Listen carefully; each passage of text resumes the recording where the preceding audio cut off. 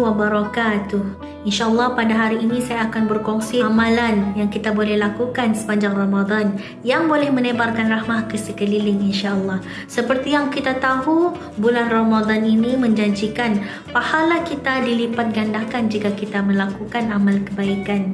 Seperti hadis Rasulullah SAW bersabda, setiap amalan anak Adam akan digandakan. Satu amalan akan digandakan kepada 10 sehingga 700 kali ganda pahala. Hadis riwayat Muslim. Jadi insyaAllah idea yang pertama adalah lebihkan memasak makanan berbuka puasa dan berikan kepada anjing dan kucing di sekeliling kita. Barangkali mereka juga kelaparan kerana kurangnya restoran yang membuang sisa-sisa makanan ke tong sampah. Idea yang kedua, beli telekung dan sejadah untuk mu'alaf. Kerana kebiasaannya pada bulan Ramadan, para mu'alaf ini akan berjinak-jinak untuk beribadah. Lebihkan lauk berikan pada jiran, tetapi jangan berikan selepas berbuka puasa kerana sudah kurang istimewanya. Adalah lebih manis untuk kita berikan sebelum berbuka puasa. Yang keempat, hubungi mu'alaf yang anda kenali yang baru memeluk Islam. Tinggalkan pesanan WhatsApp, beri mereka motivasi menjalani ibadah puasa sepanjang Ramadan. Barangkali mereka juga tertunggu-tunggu teguran daripada kita untuk bertanya tentang kabar mereka insyaAllah. Yang kelima, sediakan kit kemudahan untuk para gelandangan. Contohnya seperti di dalam kit itu terkandung sedikit ubat-ubatan, air mineral, kurma, roti dan sebagainya. Yang keenam, apabila berselisih dengan sesiapa sahaja yang kita lihat orang susah, kita tadahkan tangan kita dan kita doakan mereka. Yang ketujuh, berikan tips ataupun wang sedekah kepada para pekerja KFC, McDonald, para penjual di gerai-gerai mini ataupun para pekerja Foodpanda, GrabFood.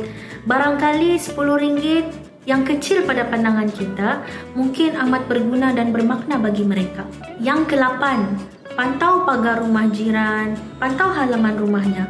Barangkali lalang sudah meninggi, rumput sudah banyak dan dia tiada masa untuk membersihkannya.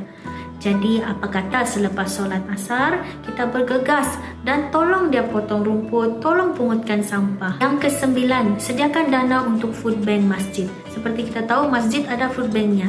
Jadi mungkin kita boleh sedekahkan sedikit beras. Yang ke-10, apa kata pada hari ini kita tidak perlu memasak makanan jodoh berbuka di rumah.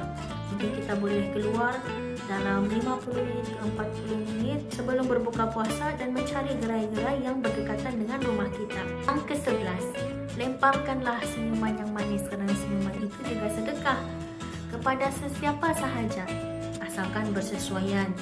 Jangan lemparkan kepada orang yang tidak sesuai, nanti bahaya. Ke-12, derma darah itu tidak membatalkan puasa, tetapi ramai orang menyangka ia membatalkan puasa.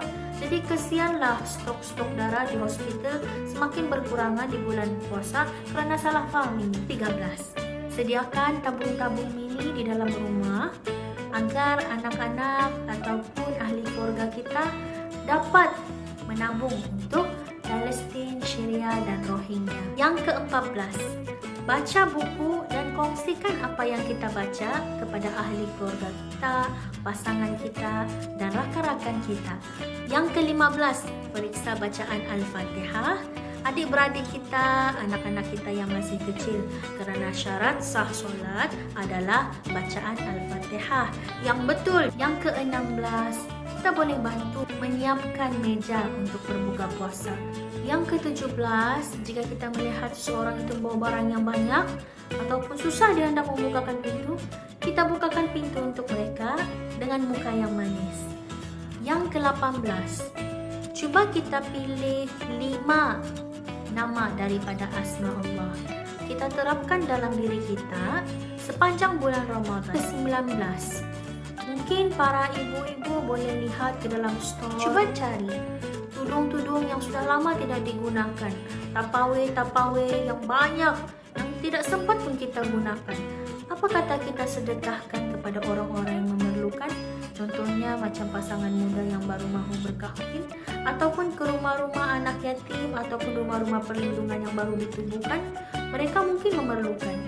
Dan yang ke-20, mungkin apabila kita beli makanan di suatu kedai restoran, kita suka dengan makanan itu, ataupun ada servis yang baik yang memang menurut kita memang sangat bagus, apakah kita pergi ke page mereka dan kita berikan mereka rating yang bagus, kita berikan komen-komen yang baik. Manalah tahu itu membantu mereka punya perniagaan. InsyaAllah itu sahaja idea-idea. Jadi mungkin boleh kita praktikkan sedikit demi sedikit. Jadi kalau ada idea-idea yang lain, boleh kongsikan di dalam ruangan komen di bawah. Bersama membina masyarakat rahmat.